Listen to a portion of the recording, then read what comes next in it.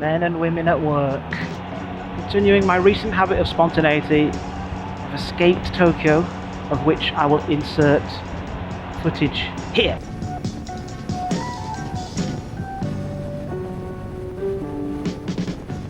It was really cloudy on the way into Tokyo, and I saw rain on the windscreen a few times. You can see Tokyo Skytree on the left, just coming out from behind those buildings. I couldn't see the top of it as it was hidden in the clouds. The writing on the road is telling you that the exit lane is the one on the left, so I continued on, hoping to make good progress as I seemed to have an open road ahead of me. Until I didn't. I soon found myself nose to tail in the rush hour traffic heading into Tokyo from Saitama. This is only the second time I've ever filtered through traffic like this. I'd looked up the rules about filtering, filling in some gaps in my knowledge, so I'm pretty confident that as long as I was careful I'd be okay. Some drivers moved over a bit if they noticed me in between looking at their phones or watching TV.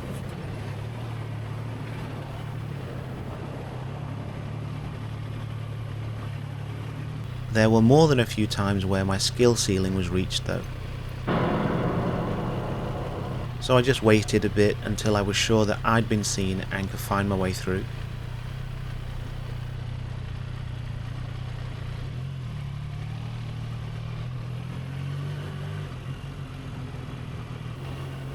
It was definitely great practice as this went on for quite some time.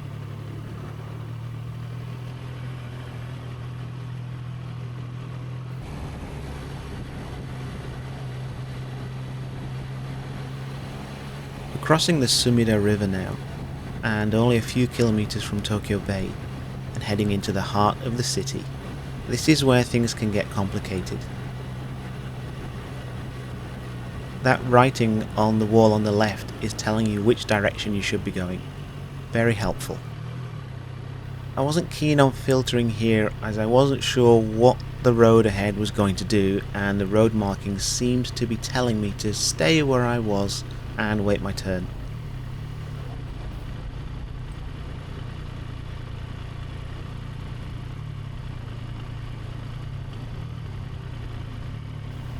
In the end, I don't think it would have made much difference either way, because the road ahead was quite free.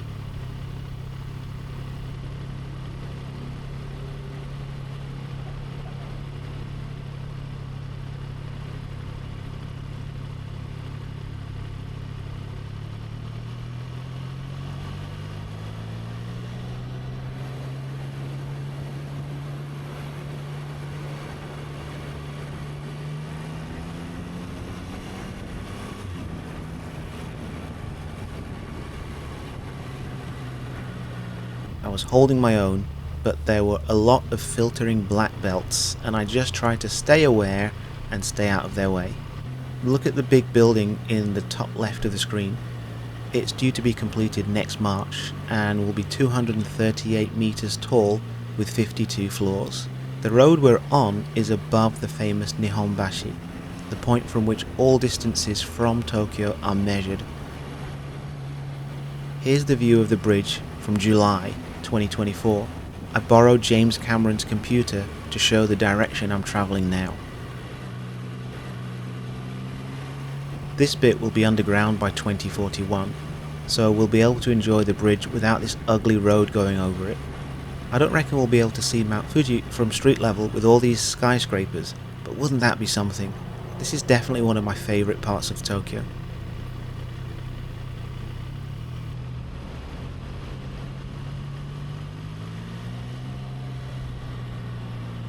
We're going to loop 3/4 of the way around the Imperial Palace now, some of it above street level and much of it underground. You can just see the moat on the left.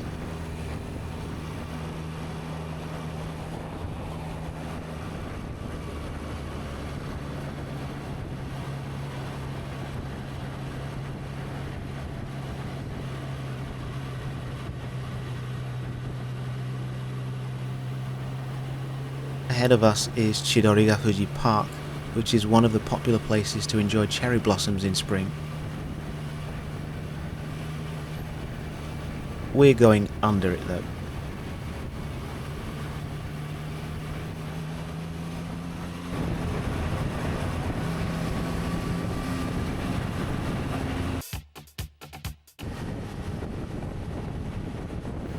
We're heading into the popular party zones of Roppongi and Shibuya now.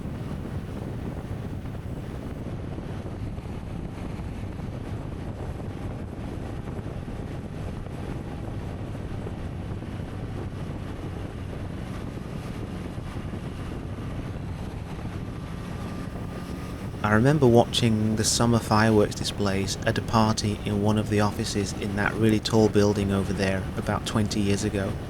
Fantastic view, free food and drink, and no mosquitoes.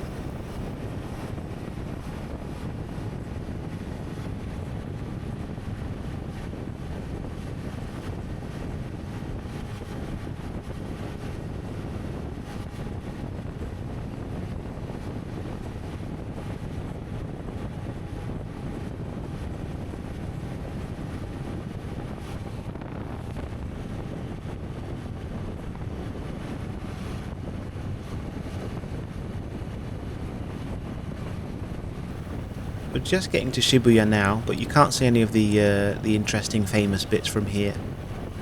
I went to Shibuya at night on a weekend a few months back. I was there a lot when I was a young man, but wouldn't recommend it if you're a grumpy Generation Xer.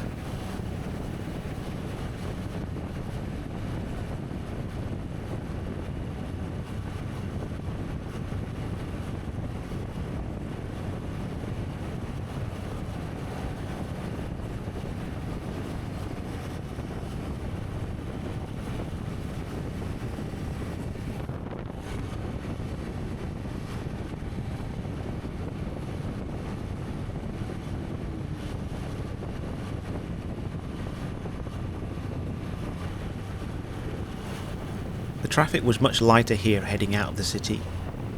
In this bit, I wanted to put some distance between myself and the car behind and get in front of the car merging in, as it looked like we'd meet up. I was able to give the lorry enough room to get out, but it was a bit sketchy. As you can see, the traffic on the right of me is moving a lot faster, and I wasn't really sure I could change lanes and get in front easily.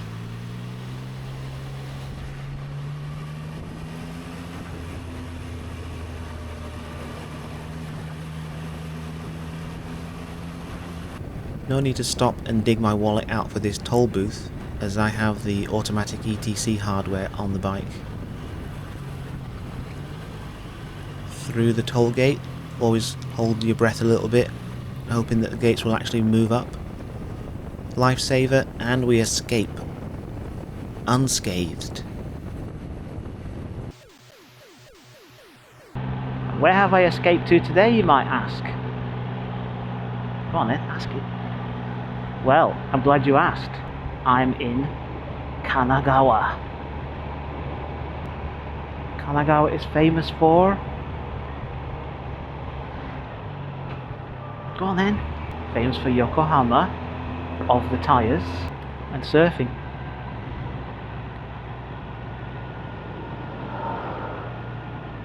Roadworks.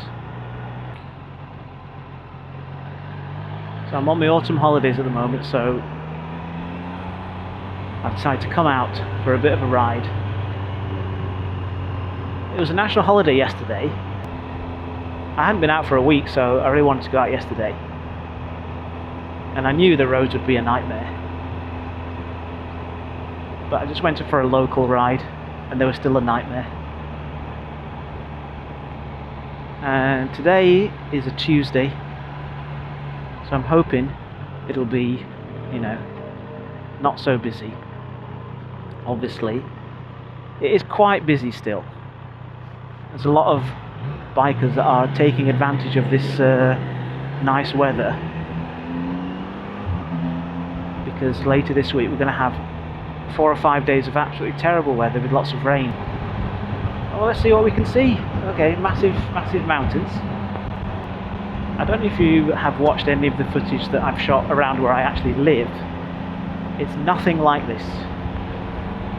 Well, I guess technically it's surrounded by mountains, but there are no mountains for a good few 100 kilometers in every direction. So this is not normal for me. I was planning to make this a kind of a, stop and smell the roses kind of ride, but I've got to go to the dentist this evening, and I didn't leave at the time I wanted to leave. And getting through Tokyo took a hell of a lot longer than I had imagined it would, probably because I foolishly decided to go during rush hour, which was foolish and nerve-wracking. I mean, it's just a confidence thing, isn't it, riding in any major city. So I don't really have a lot of confidence riding in and around Tokyo. So today was a success in that respect anyway. So I don't know how much I'll be able to stop and smell the roses. I'm really annoyed with myself. I was up at 20 to 6. Ended up leaving like 7:40. But I just stopped at a little rest stop and there were a lot of bikers there. A lot of bikers. Don't these people have jobs? But there were a lot of bikers there. There must have been like about, I don't know, 20, 25 bikes. Some really nice ones. It is a Tuesday. Maybe they worked yesterday and then they took today off. Or maybe they're like me and they're lucky and they just have some time off. Who cares? They're just enjoying life. So if worst comes to the worst, I will cancel my dentist appointment and stay the night somewhere, because I don't want to ride through Tokyo at night. I'm pleased with myself for having done it in the daytime, in nice weather. Oh, that's nice, isn't it? Oh, yeah. Nice. Yeah, I think this is the kind of road where you get some serious people on it, so I've got to keep my eyes on my mirrors. Yeah, there were some seriously leathered up Power Rangers at that rest stop, like the ones we just saw. I'm actually working on a kind of a weird, sad RPG type thing that makes touring and doing less than epic rides a bit more interesting for me anyway. It involves spreadsheets. Now if that doesn't get you interested, I don't know what will. I hope this truck finds his construction site soon. He looks like he's got a lot of dirt in there. If I had a drone, this would be amazing, wouldn't it?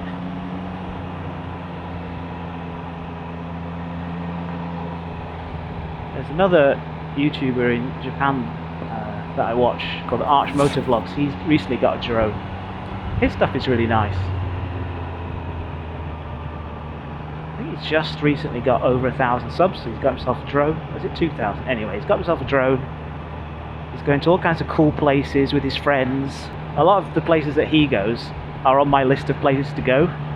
So it works out as like a bit of a cheat sheet for me to be like, oh yeah, this would be a good place to go. But yeah, if you haven't checked out Arch Motovlogs and you like to see some more Japanese motovlogging content, he's better at talking than me as well. But hey, I'm still a beginner. I wonder how long I can use the excuse that I'm still a beginner at riding and motovlogging. As long as I can. There's lots of camp places here, aren't there? Yeah, I do intend to come motor camping. I have got most of, well no, I've got all the stuff I need to do it. I just need to get used to putting the tent up, because I'm one of those people that likes to be well prepared or over prepared. I don't even know if this is a realistic expectation to be able to do this route and get myself home in time for some painful dental work. A lot of tailback here from this truck. I bet there's a lot of people waiting to overtake. But it seems like everyone's a law-abiding citizen and is obeying this solid yellow.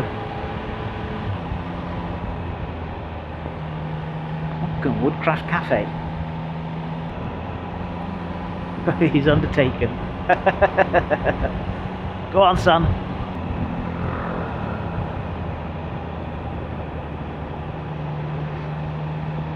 You got this.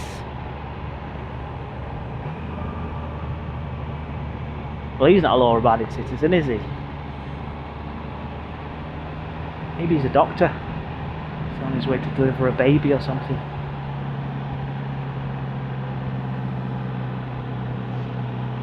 If he wants to get past this truck, he's going to have to break that yellow line, isn't he? I think. Yeah.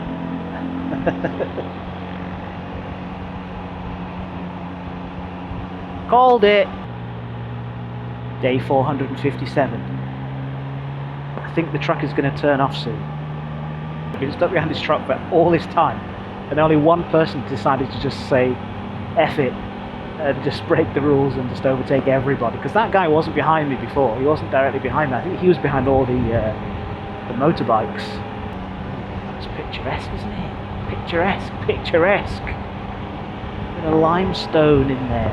Is it granite? It's one of the two.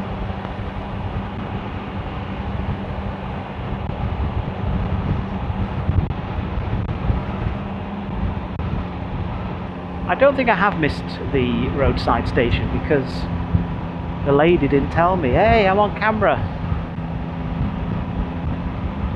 I should make a point of waving to people that have got 360 cameras, because then I'll be in their videos.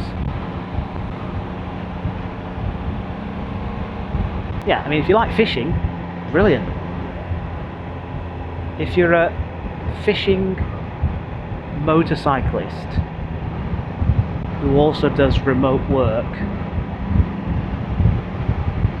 then this is the place to live, isn't it? There you go. Get me stamp.